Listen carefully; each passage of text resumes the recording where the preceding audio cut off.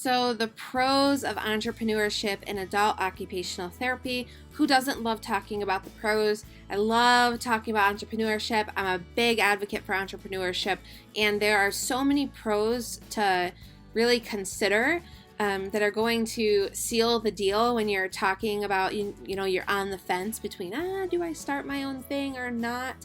I would say every single day, start it, do it. Just walk forward and try it out because it's fantastic.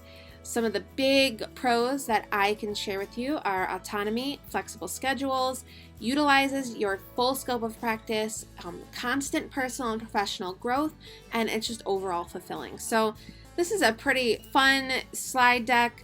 I am just going to give you some quotes and just share how amazing entrepreneurship is. So if you're on the fence, I hope that this convinces you to stay. The water is nice, right? Okay, so autonomy.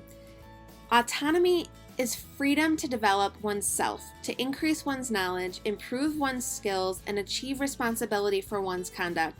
And it is freedom to lead one's own life, to choose among alternative course of action so long as no injury to others results. Okay, so autonomy is freedom. It's freedom to have something be exactly the way you see it. If you're on a line of industry right now and you keep finding yourself saying,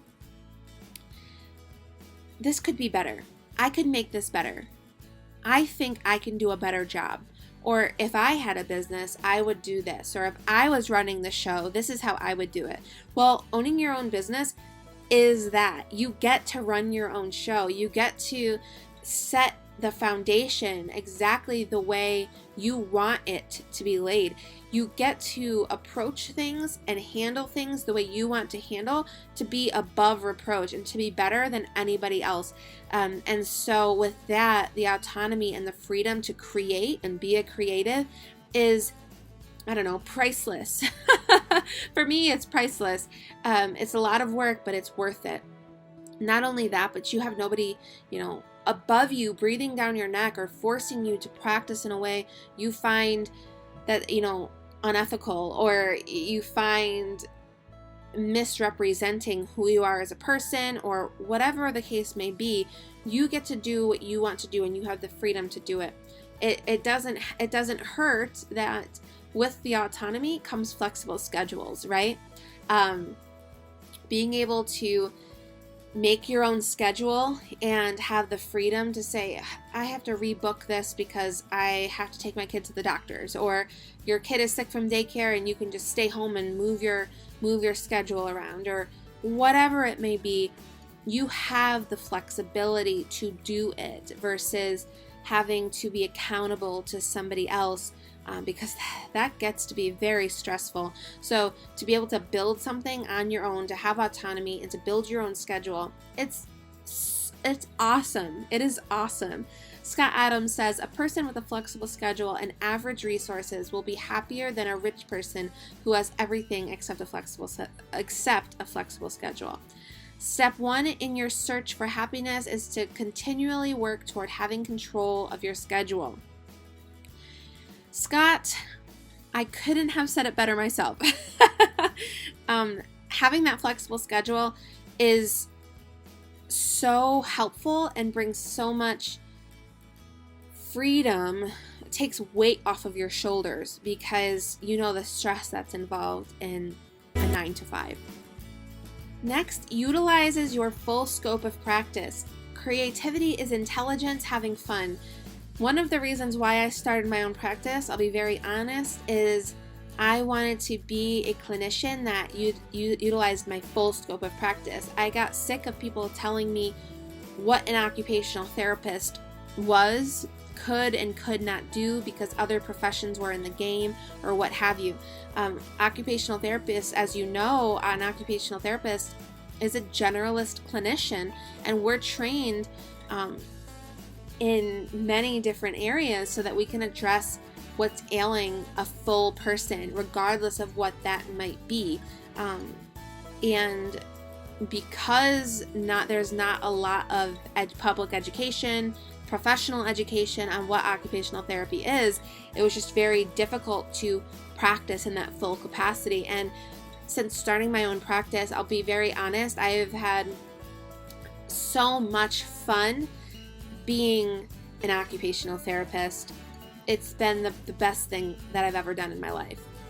So another awesome thing is constant personal and professional growth.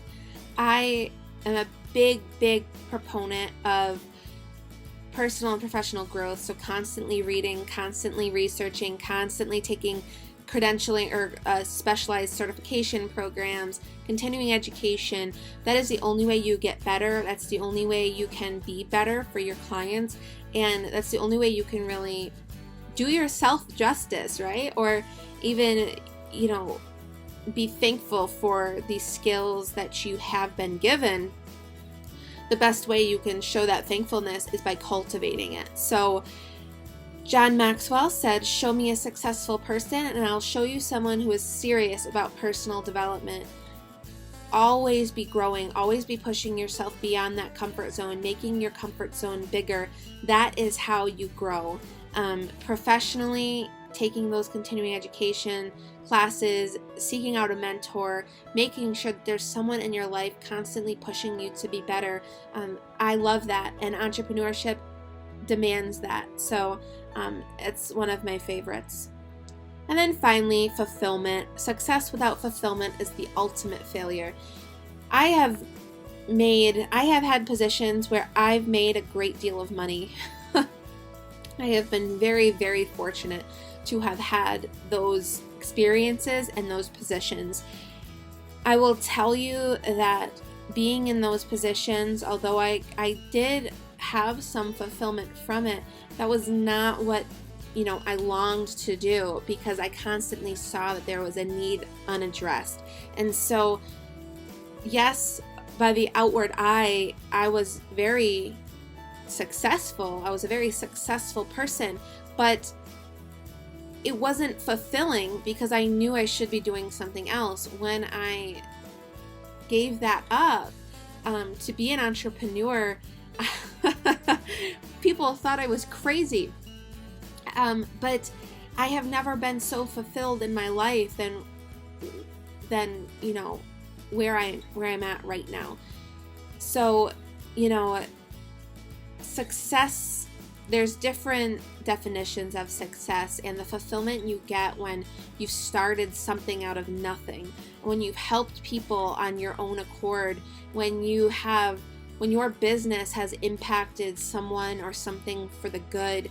That you followed your heart, right? You followed this inclination, you followed your gut, and it was for a specific purpose. And so when you see that purpose come into fruition, there's just so much fulfillment being had there, and I wouldn't trade that for the world. So I hope those pros of entrepreneurship really encouraged you if you're on the fence. Entrepreneurship is amazing. There are so many good things about entrepreneurship, and I wouldn't be saying that if it wasn't true, because as you know, I speak with candor.